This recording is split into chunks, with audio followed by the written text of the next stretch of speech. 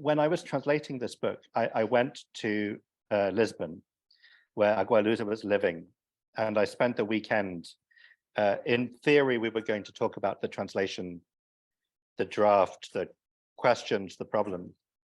Actually, we spent the whole weekend, almost the whole weekend, talking about the title of the book. We talked about almost nothing else. And I remember I knew that I didn't want to call it The Seller of Pasts, because I think the word pasts in English is very ugly with all those consonants.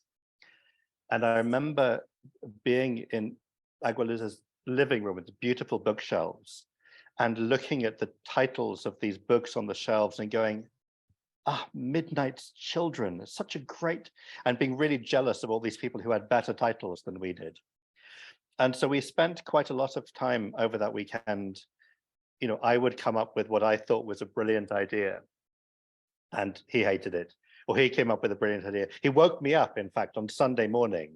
Go, I have an amazing idea. We're going to call it the Honest Liar or something. He had a title, and I hated it. Anyway, we spent a long time.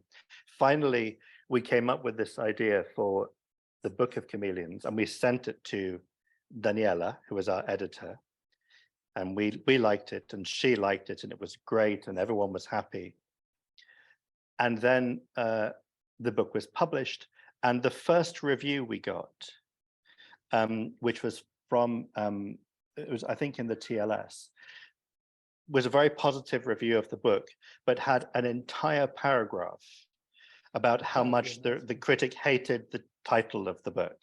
I've never seen this before. An entire, like 8 lines, 10 lines devoted to what a terrible title it was. And so we kind of lived with this thing. And then, as you say, Francisco, many years later. No, and Daniel, and the name of the guy, of this guy is something Lizard. It was Nick Lezard, exactly. It was Nick Lezard who reviewed this book, who, as Agualusa said, should have some expertise, we think, in the area of this subject. And then Francisco said years later, Agualusa wrote this collection of short stories. I went to Lisbon again. Agualusa said, I have a book for you.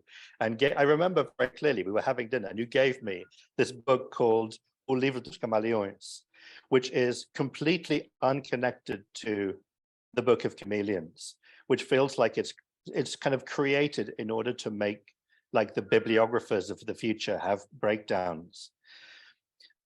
The question now then becomes, do we translate O Livro dos Camaleões as the Seller of Pasts?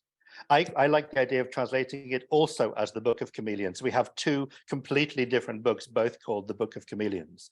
I think that might be the most disruptive, possibly, publishing solutions. We talked about calling the new one the other Book of Chameleons, the real Book of Chameleons, or the new Book of Chameleons or something.